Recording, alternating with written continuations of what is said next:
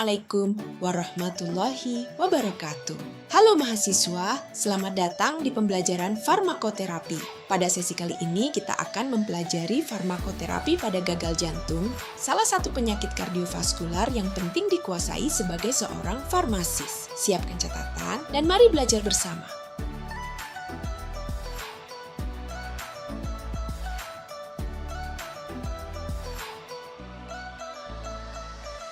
Gagal jantung adalah kondisi ketika jantung tidak mampu memompa darah yang cukup untuk memenuhi kebutuhan oksigen tubuh. Ada dua tipe utama, disfungsi sistolik di mana kontraksi ventrikel melemah dan disfungsi diastolik di mana relaksasi ventrikel terganggu.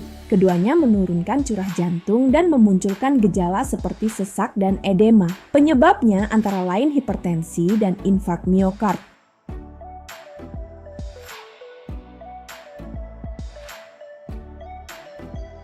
Penyakit gagal jantung itu sendiri dapat kita klasifikasikan atas 3, yaitu yang pertama 1. Berdasarkan fraksi ejeksi ventrikel kiri LVF. Fraksi ejeksi adalah persentase darah yang dipompa ventrikel kiri setiap kontraksi. HF/REF, heart failure with reduced ejection fraction. LVEF kurang dari 40%, pompa jantung melemah sehingga curah jantung menurun. Terapi utama ACEI/ARB/ARNI, beta blocker, MRA, SGLT2I, HFMREF, mildly reduced, LVEF 41-49%. Gejala dan terapi mirip HF/REF namun manfaat terapi sedikit lebih moderat. HFpF, preserved, LVEF lebih besar sama dengan 50%. Fungsi pompa relatif normal, tetapi relaksasi terganggu, diastolik. Fokus terapi pada kontrol komorbid, HTN, DM, AF, HF, IM, PF, improve, pasien sebelumnya. HFrF, tapi LVF membaik lebih dari 40% setelah terapi. Terapi diteruskan untuk mempertahankan perbaikan. 2. Berdasarkan derajat gejala, klasifikasi NYHA, New York Heart Association. Kelas 1, tidak ada keterbatasan aktivitas fisik. Kelas 2, sedikit terbatas. Gejala muncul saat aktivitas berat. Kelas 3, aktivitas ringan sudah memicu gejala. Kelas 4, gejala bahkan saat istirahat. 3. Berdasarkan stadium perkembangan penyakit ACC_AHA, Stadium A, risiko tinggi, belum ada kelainan struktural jantung. Stadium B, ada kelainan struktural tapi belum ada gejala. Stadium C, sudah ada kelainan plus gejala gagal jantung. Stadium D, gagal jantung berat, gejala menetap meskipun terapi optimal. Klasifikasi stadium digunakan untuk intervensi dini dan perencanaan jangka panjang, termasuk terapi lanjutan seperti alat bantu atau transplantasi pada stadium D. Klasifikasi ini bukan sekadar label, tetapi panduan penting dalam menentukan pilihan terapi, pemantauan, dan prognosis pasien.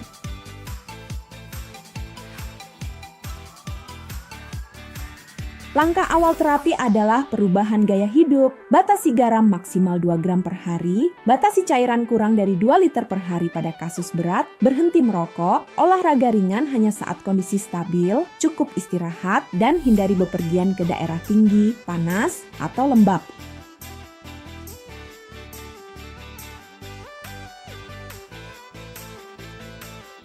Selanjutnya kita bahas terapi farmakologi. Ada beberapa kelompok utama, penghambat sistem renin-angiotensin, ACEI, ARB, ARNI, beta blocker, antagonis mineralokortikoid, MRA, dan SGLT2 inhibitor. Tujuannya menurunkan beban jantung, mencegah progresi penyakit, dan menurunkan mortalitas.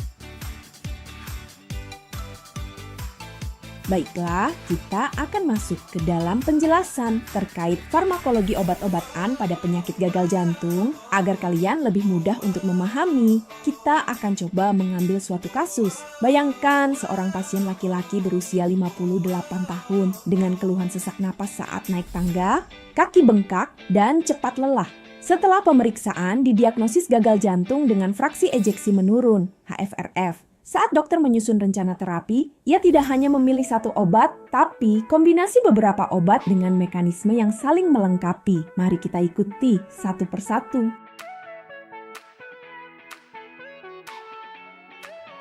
1. ACE inhibitor, menghambat ras dari hulu. Kita mulai dari sumbernya. Pada gagal jantung, jantung tidak mampu memompa cukup darah, tubuh merespons dengan mengaktifkan sistem renin-angiotensin-aldosteron, (RAS). Sistem ini membuat pembuluh darah menyempit, menahan garam dan air yang justru memperberat kerja jantung. ACE inhibitor, misalnya captopril, enalapril, ramipril, bekerja menghambat konversi angiotensin 1 menjadi angiotensin 2, sehingga pembuluh darah melebar, retensi cairan berkurang, dan tekanan jantung menurun. Contoh dosis, ocaptopril 12,5-50 mg 2-3 kali sehari, enalapril 2,5-20 mg 2 kali sehari. Efek samping, batuk kering karena bradikinin, hipotensi, hiperkalemia. Kontraindikasi, kehamilan, angioedema sebelumnya, stenosis arteri renalis bilateral.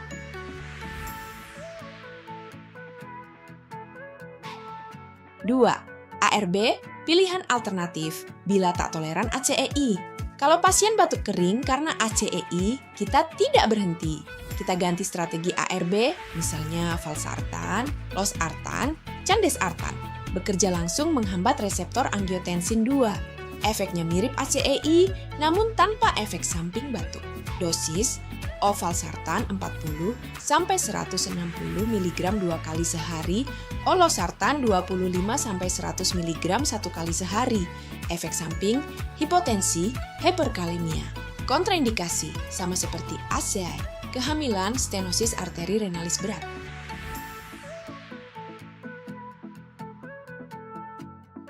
ARNI plus minus 1,5 menit. Skema natriuretic peptide and angiotensin gambar obat sacubitril atau valsartan 3. ARNI, generasi baru yang lebih efektif. Bagaimana kalau kita ingin hasil lebih optimal? ARNI, angiotensin reseptor neprilysin inhibitor, seperti sacubitril sepecon valsartan, menggabungkan penghambatan RAS dan peningkatan natriuresis. Neprilysin inhibitor meningkatkan peptida natriuretik, membuat jantung bekerja lebih ringan. Dosis, sacubitril sepecon valsartan 24-26-97/103 mg 2 kali sehari. Efek samping, hipotensi, hiperkalemia, risiko angioedema. Perlu jeda 36 jam jika sebelumnya pakai ACEI.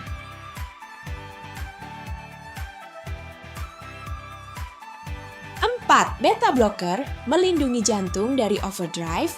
Gagal jantung bukan cuma soal pompa yang lemah, tapi juga jantung yang dipaksa kerja terus-menerus. Beta blocker, bisoprolol, metoprolol succinate, carvedilol, menurunkan denyut jantung dan tekanan darah, memperbaiki remodeling jantung, dan meningkatkan harapan hidup. Dosis bisoprolol 1,25-10 mg per hari, metoprolol succinate 12,5-200 mg per hari, carvedilol 3,125-25 mg 2 kali sehari. Efek samping, bradikardi, kelelahan, hipotensi. Kontraindikasi, bradikardi berat, blok jantung, AV tingkat lanjut, asma berat. 5. Diuretik mengatasi sesak akibat retensi cairan. Pasien kita sesak dan bengkak, kita harus kurangi beban cairan. Loop diuretik seperti furosemid membantu mengeluarkan kelebihan cairan dari tubuh, sehingga sesak berkurang dan pasien merasa lebih nyaman. Dosis, furosemid 20-80 mg per hari dapat ditingkatkan. Efek samping, hipokalemia, dehidrasi, hipotensi ortostatik. Hati-hati pada pasien dengan gangguan ginjal berat.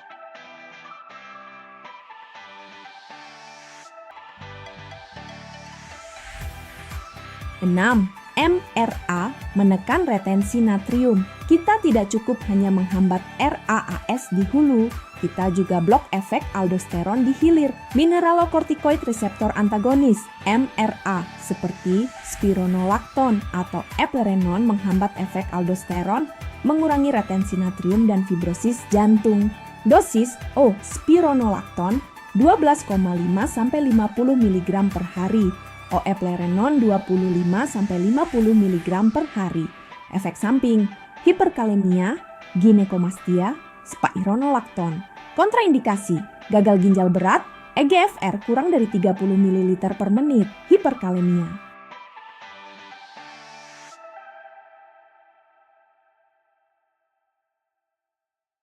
7. Glikosida jantung mendukung kontraktilitas. Kadang kita perlu bantu jantung memompa lebih kuat. Digoxin meningkatkan kontraktilitas jantung. Inotropik positif cocok untuk pasien dengan fibrilasi atrium dan gagal jantung. Dosis 0,125 sampai 0,25 mg per hari. Efek samping, mual, gangguan penglihatan, halo es kuning, hijau di sekitar objek, aritmia. Kontraindikasi relatif, gangguan ginjal berat, AV block tanpa pacu jantung.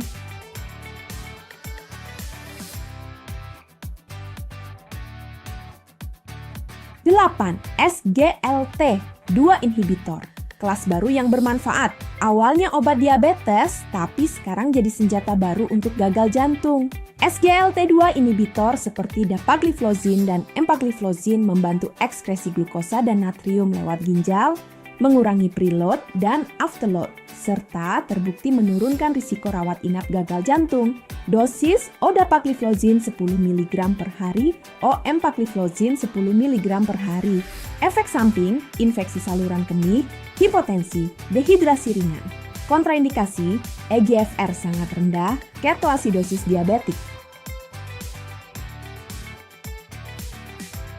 Pasien gagal jantung sering tidak cukup dengan satu obat. Kombinasi obat-obatan ini disesuaikan dengan kondisi klinis, maka akan mengurangi beban kerja jantung, meningkatkan fungsi pompa, mengurangi gejala, dan meningkatkan kualitas serta harapan hidup. Ingat, obat-obatan ini bukan hanya memperbaiki gejala sesak pasien, tapi juga menyelamatkan nyawa.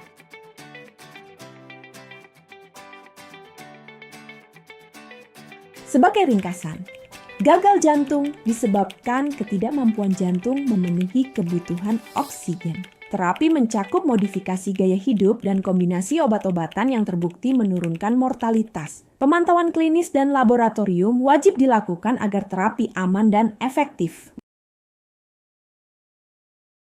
Terima kasih telah menyimak materi farmakoterapi gagal jantung. Teruslah belajar karena setiap proses adalah langkah menuju kompetensi seorang farmasis yang profesional. Wassalamualaikum warahmatullahi wabarakatuh.